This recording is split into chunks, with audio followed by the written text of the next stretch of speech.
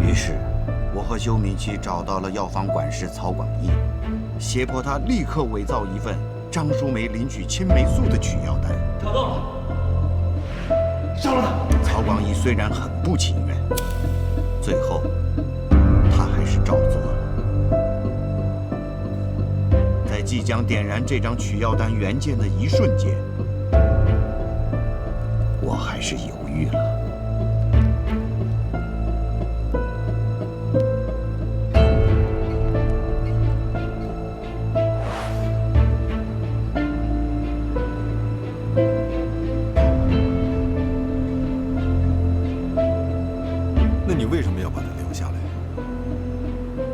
是早就想到这一天，要亲手把它交到我手上吗？我很想这样告诉你，但是当时的真实想法是，将来修敏琪一旦和我有利益冲突，这张单据或许可以成为他的把柄。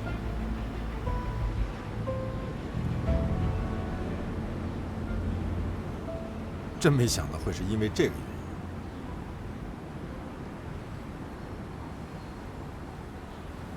那我是不是应该谢谢你的自私？这张单据直到我当上了仁和的院长，也都没能用上。后来就把它放在了那副初心的背后。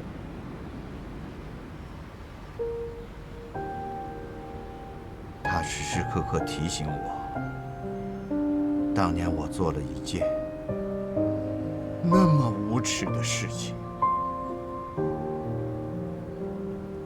谢谢你的自责，但是我更想知道，你接下来打算怎么做？怎样把这件事情大白于天下，还我母亲的清白？我什么也做不了。昨天我到修敏琪家去了，他怎么说的？不出我所料，他拒绝澄清这一切。 你没有跟他说，这张原始单据还在吗？我没有说，因为我知道它没有用。为什么？没有人能证明这张单据是真的，因为当时伪造的单据已经作为证据被封存进档案了。那个药房主管呢？他在哪儿？曹广义当年也是被迫伪造了这张取药单。 之后，他对这件事耿耿于怀。94年，他辞去了职务，全家迁至加拿大，这么多年也没和我们联系。我知道他一直对这件事心怀愧疚。如果你能找到他，或许对澄清这件事有所帮助。但是，毕竟失联多年，他现在是死是活，谁都不知道。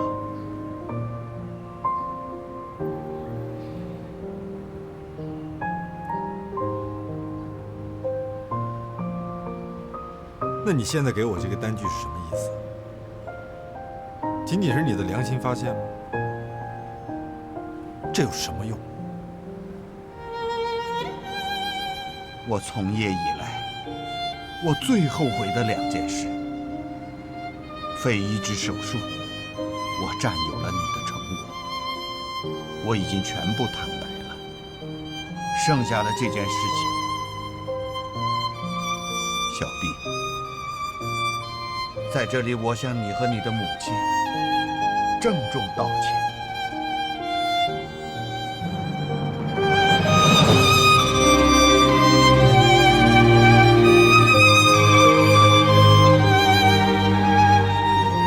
我现在能做的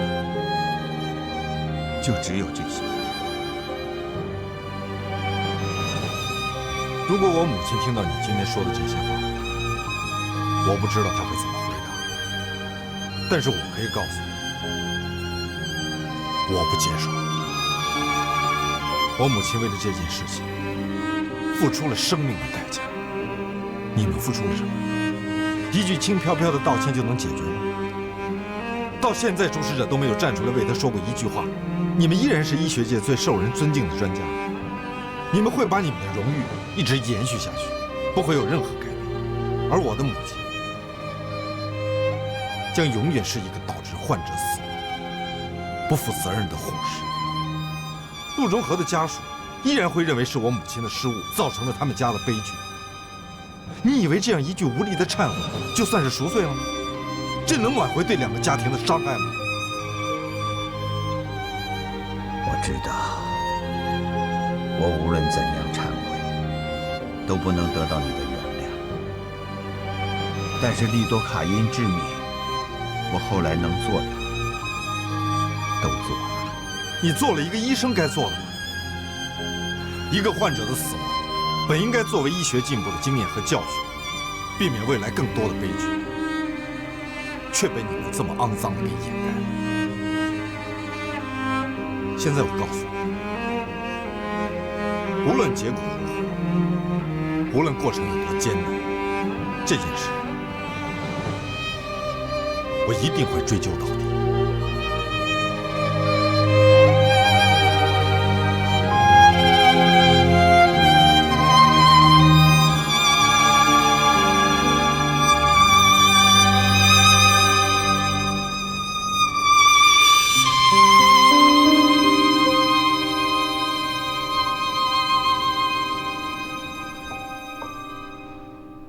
谢逊突然收起笑容，沉吟道：“昨晚你拼命3招，第一招是昆仑派的玉碎昆冈，第二招是崆峒派的人鬼同途，第3招是什么？老头子孤陋寡闻，可听不出来了。”赵敏暗暗心惊。怪不得金毛狮王当年名震天下，闹得江湖上天翻地覆。他双目不能视物，却能猜到我所使的2计绝招，当真是名不虚传。哎，您喜欢金庸，我妈喜欢的可是琼瑶啊。那些我都念过1遍了，我还要再念1遍啊！我就不能挑本自己想看的？好，好，好，您接着念。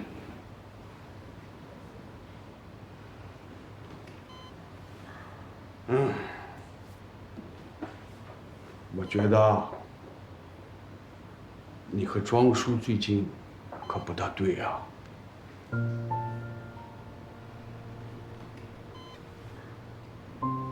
挺好的，哪儿不对啊？你们俩就没一块儿来过。我问过他了，他说是因为不凑巧。这话我可不相信。晨曦啊，你俩是不是出什么问题了？啊？就是不凑巧，您还是信了吧。不会是为了他没把你妈救过来吧？我听说院里已经开始调查他了，和你妈的事情有关系吗？您都知道了，是有关系的。院里查就查吧，可千万别因为这件事情影响到你们的感情。我们俩都是大夫，妈妈的病情我们会理性看待，跟感情没有关系。啊，那就好，那就好。反正我们也没什么感情。哎呦，你们是分了？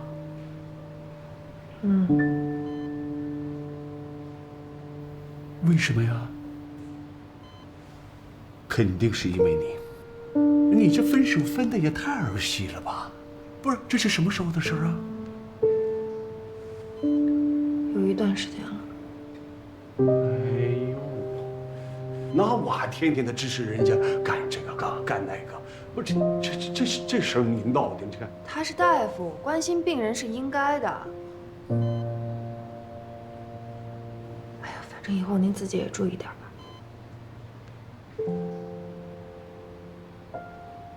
你们年轻人谈恋爱我管不了，但是庄叔确实是个好大夫，可千万别因为你妈的事影响到他的事业。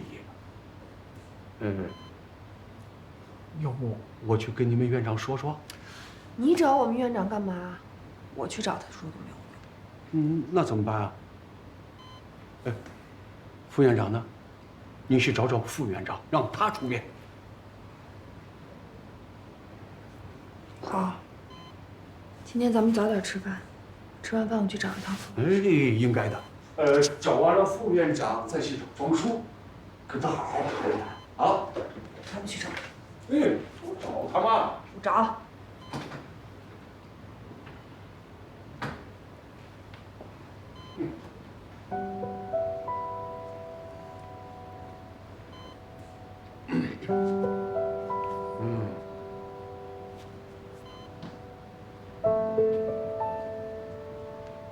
你是汉人，我也是汉人；你是蒙古人，我也是蒙古人。你心中想的竟是什么军国大事、华夷之分，什么兴亡盛衰、权势威名？无忌哥哥，我心中想的可就只有一个你。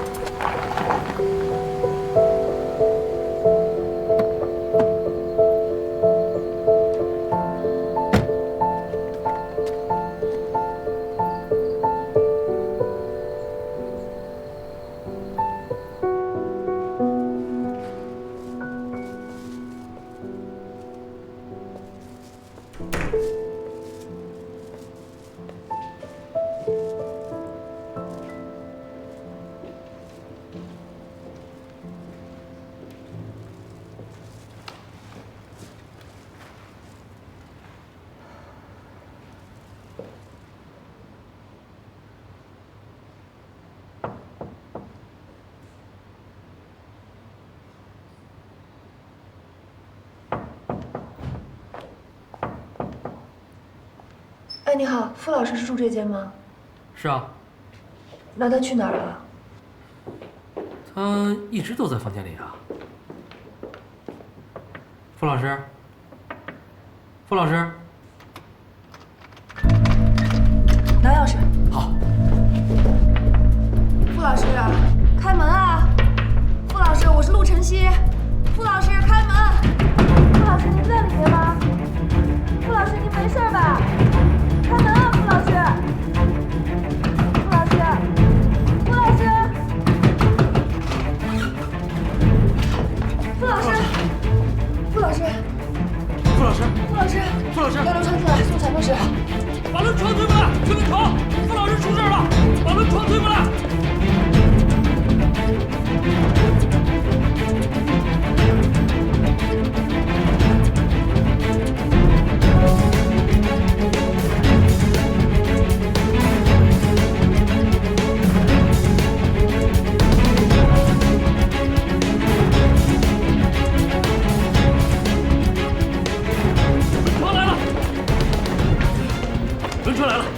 抬上去吧。氯化钾，傅老师给自己注射了致死量氯化钾。怎么办？送起来就是吧。来不及了，你们准备高浓度的葡萄糖溶液、氯化钙、胰岛素、茶碘酯，再准备碳酸氢钠溴酸。好。你们2个人帮我把傅老抬到床上，在这儿输液。好。小心头，来。好，谢谢啊。不客气，再见啊。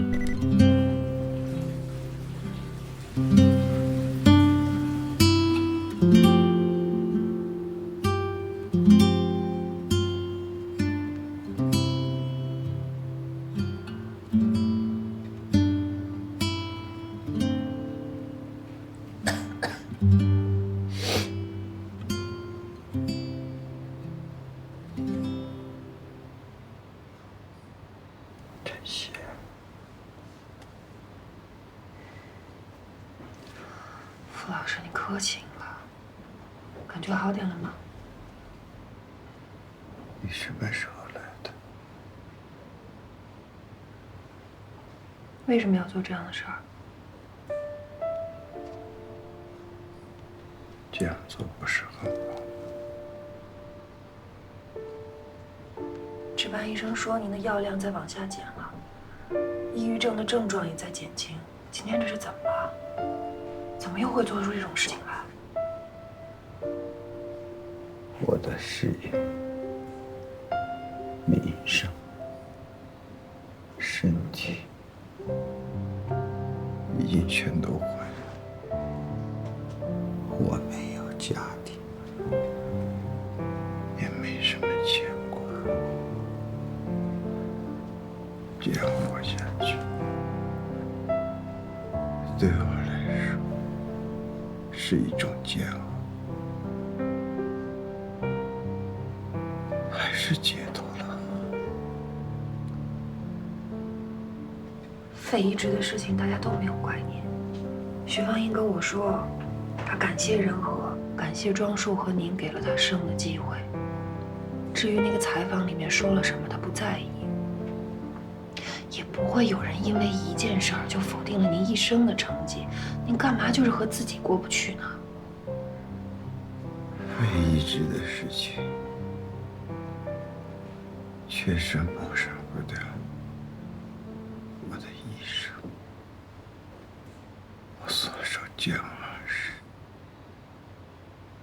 是因为我在30多年以前毁掉了一个护士的一生和2个家庭的心。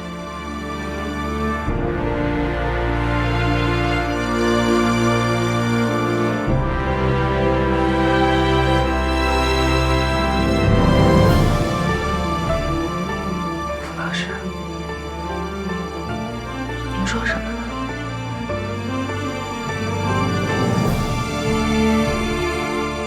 陈曦，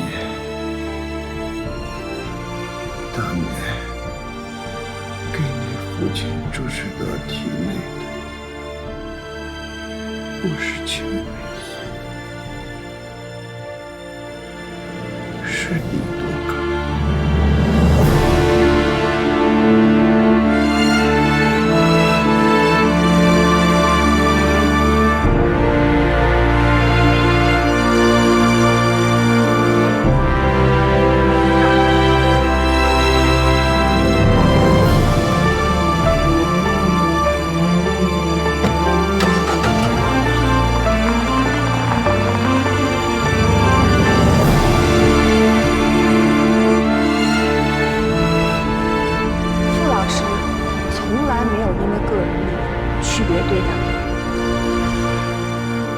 这么肯定？我不明白为什么你刚进仁和就对傅老师这么不耻。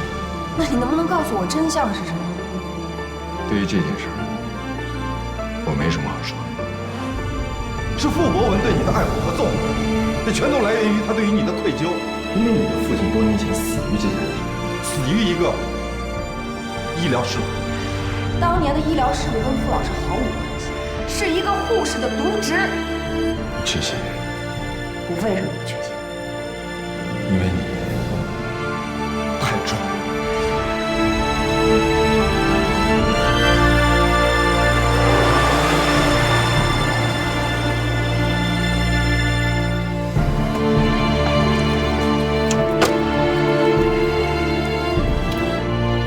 他叫曹广义，大概60多岁，22年前去了加拿大。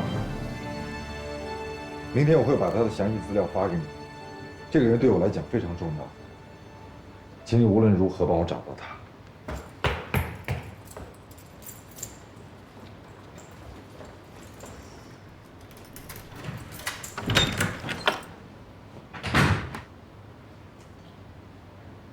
好的，就这样，再见。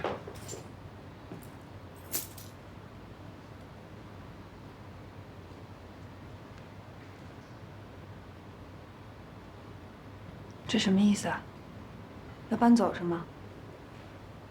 房子我已经找好了，打算一会儿搬走。没有什么要跟我说的了吗？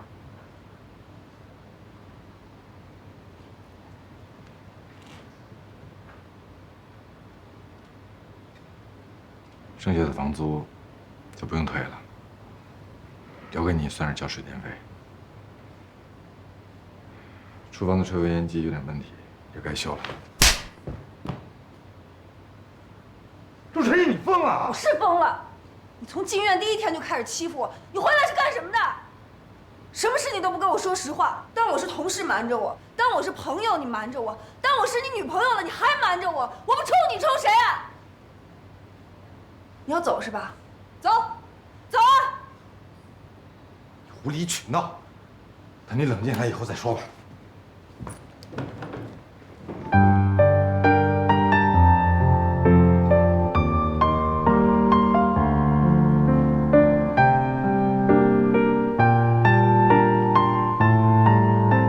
我冷静了，你别走。你抽什么风啊？出什么事儿了？晚上去看过傅老师，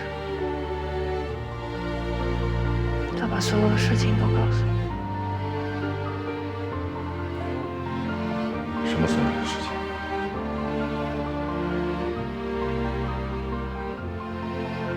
当年的医疗事故不是你妈妈的责任，她注射的药没有错。你瞒这件事情的是傅伯伦和小母亲。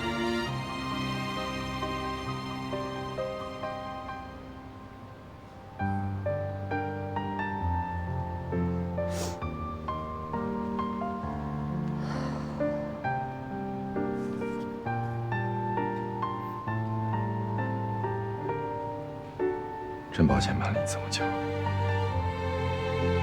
你应该恨我。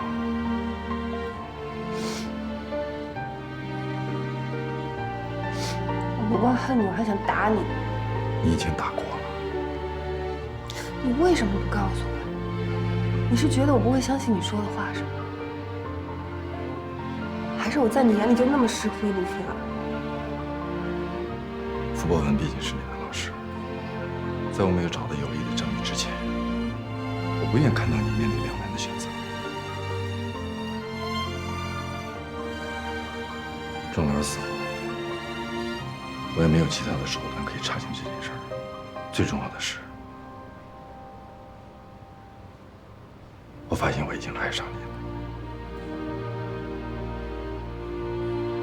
我没有办法假装是一个不相干的人，继续和你在一起。这就是我为什么那天告诉你我和李刚的关系，这样推开你。我知道我的问题是太简单太直接，我觉得你的问题是想太多太复杂了。没有人说过你很矫情吗？有，你说过。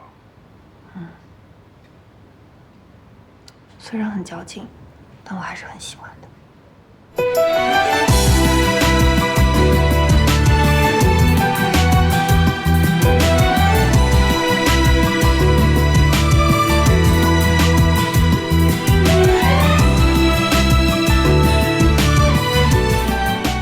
张老师，那这事我怎么跟他说呀？想那么多干嘛？怎么通知怎么传达。我还在呢。哦，明天上午的课几点？上午10点。哦，我知道了。哎，庄教授，跟您说个事儿啊，小王新升住院总了。祝贺你啊，小王。谢谢您，庄老师，以后请您多多关照。张老师，那个事还是您跟庄老师说一下吧。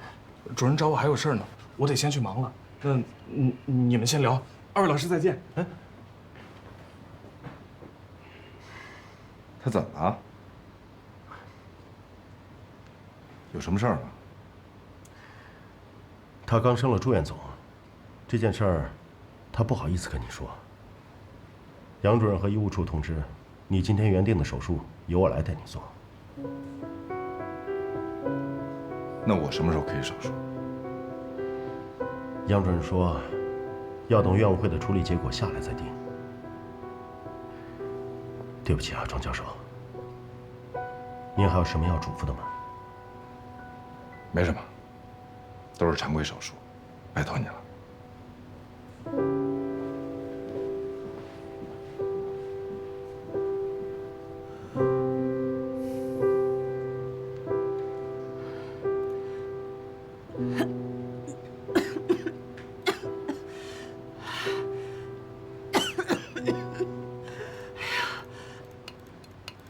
您咳多久了？胸疼憋气吗？咳多久了？哎呀，好久了，好久了。有1个月吗？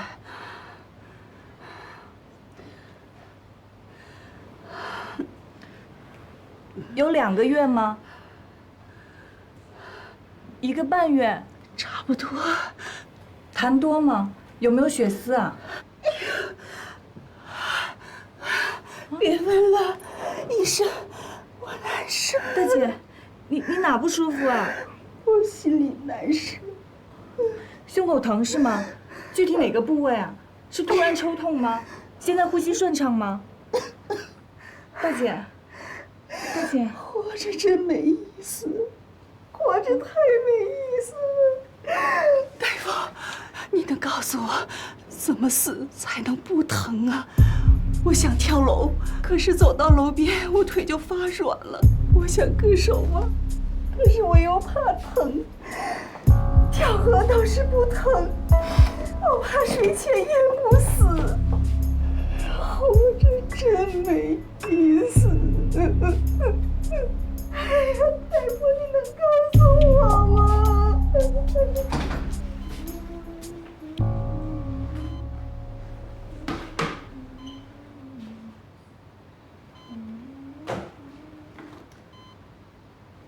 别翻啦，那些都读完了。我妈最近阅读量够大的，你慢点读，都来不及了。你这2天有点反常啊。还有小庄，状态好像也有变化，会笑了。你俩怎么了？您不是让我调整一下状态，然后让我对庄树好一点儿？我觉得您说的对，我们俩就调整了一下状态。您有觉得奇怪啦？老头，你说我是听你的还是不听啊？好，理都是你的，你是越来越像你妈了。您不就好这口吗？走。进来，陆大夫，这是阿姨今天的患者。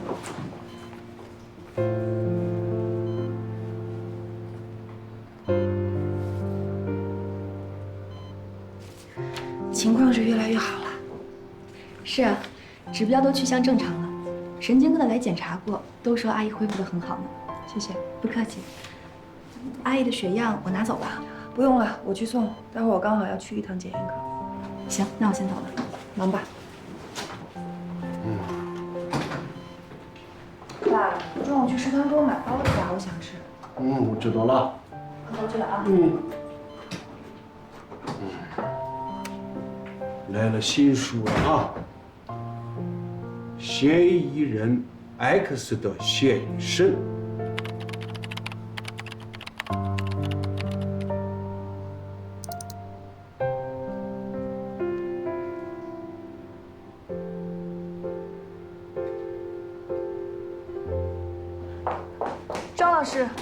庄老师，门诊刚刚来了个病人，我实在是有些担心，所以赶紧过来请教您一下。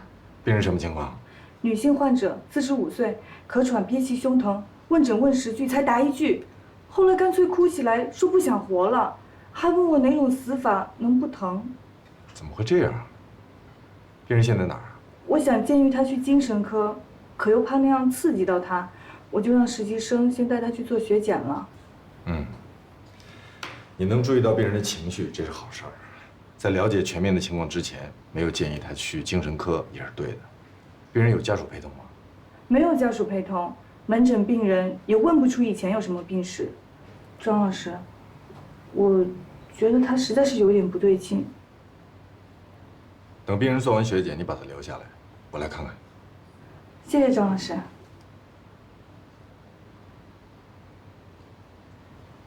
那个，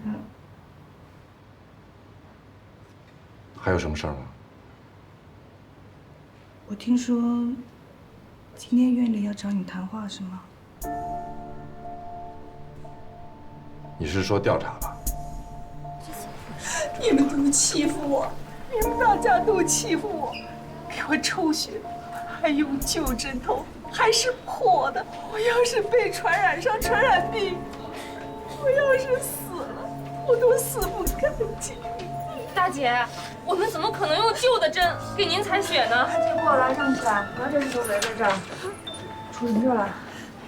卢大夫，刚才采血抽5管，用的是负压采血管，结果抽到最后1管的时候，不知道怎么回事，采血针跟管体松了，血就漏出来了。我赶紧撤针，结果就浪费了3、4毫升血。我跟他道歉了，也解释了，说还差1管，我得换针再扎一次。可他就哭了。因为这事哭了？嗯，你骂你吧？没有。他要真骂我几句，我觉得还正常呢。陆大夫，我觉得他情绪有点不稳定。我来。我回家，我难受。您先坐一下，先别激动，拿点手给我。我不看，我不看了。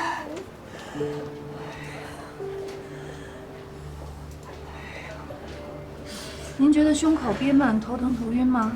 晕，我一站起来就晕，怎么着都不舒服。把血压计拿来。哎。哎呦！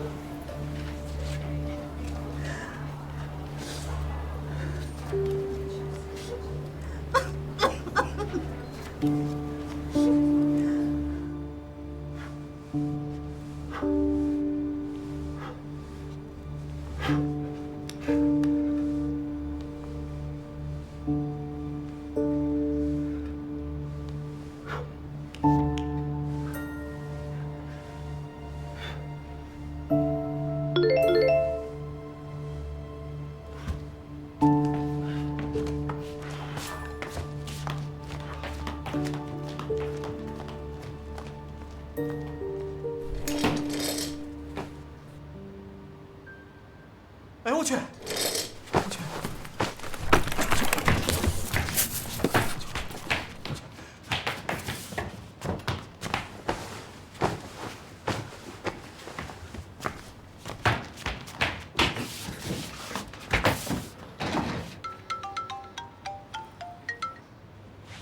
喂，有事儿啊？陈哥，我初步统计结果出来了，这比我想象的严重多了。控制所有其他因素的模型分析，这几家仁和指导化疗用药的医院，简直就是在兜售先锋公司的化疗药啊！我说呢，以前有那么多病人在仁和做过手术，因为经济问题回家乡继续化疗的病人，这你爸都没管过。就在前几个月，你爸忽然开了一个组，专门负责指导这些病人的化疗方案，还真让陆晨曦给说着了。这是无利不起早啊！我现在都不想用这部分数据了，这也太露骨了。我能不能退给你啊？哎，你求人之前倒是想清楚啊！我费多大劲给你弄出来，我差点没命回来。好吧，我先把结果整理整理，看看再说吧。行吧，随你。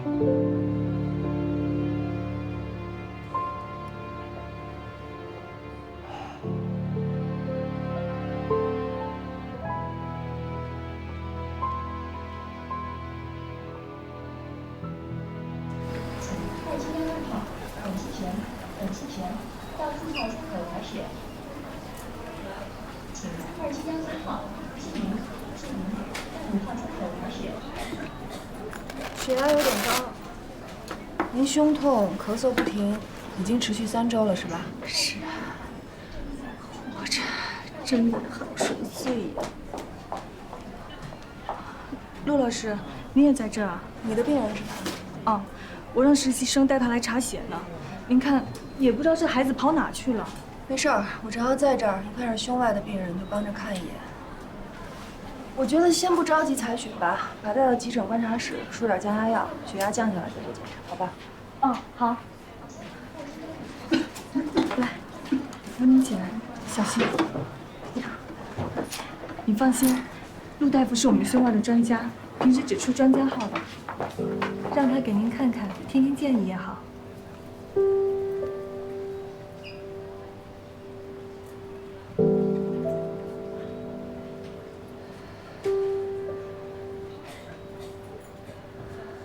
您是不是有高血压病史，一直在服用降压药？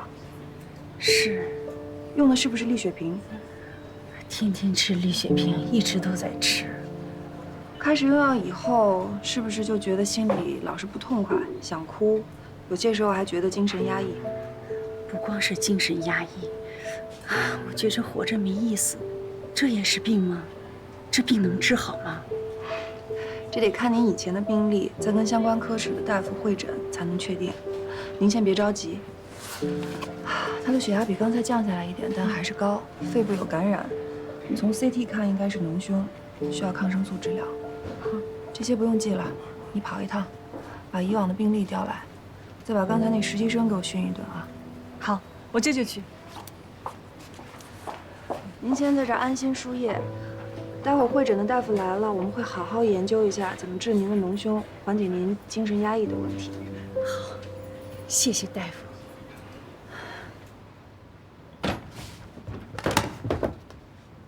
你在家呢？啊，爸，你怎么这么早就回来了？哦，我上午没去医院，开了个会，拿点资料再去上班。哦，你干嘛呢？没干嘛，就跟我美国同学聊聊天儿。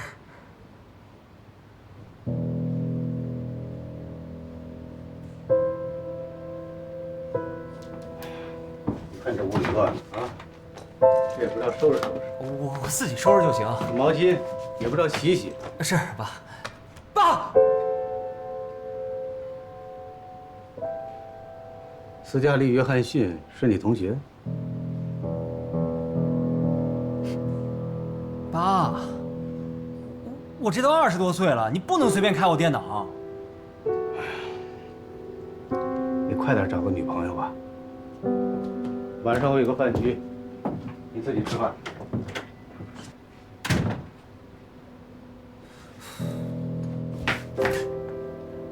大热天的，别关门，开着。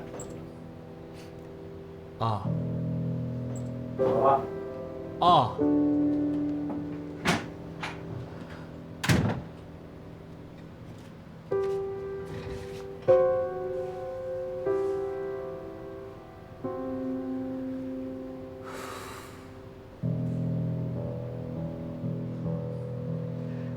大夫，他是瞎了吗？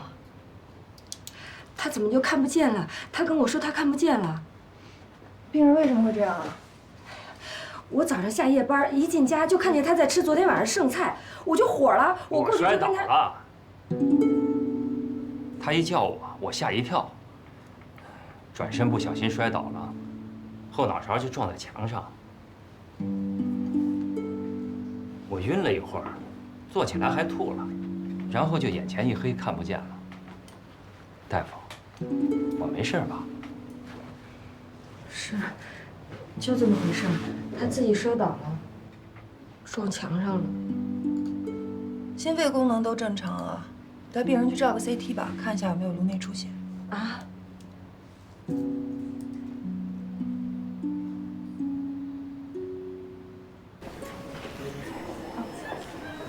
师姐，庄老师。我来看你说的那个病人。哦，不好意思，庄老师，那个病人陆老师带到急诊了，我刚把他的既往病历调出来，正准备送去呢。怎么？现在不害怕他了？陆老师他也是直脾气，我之前那么笨，那么不用心，也难怪他骂我。看来发生改变的不只是他。我替你送过去。哦，不用了。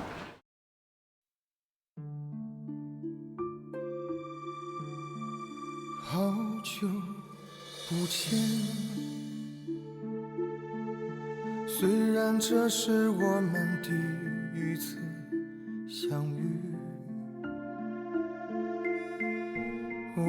见阳光落在我左边，你的影子在右边。当我转身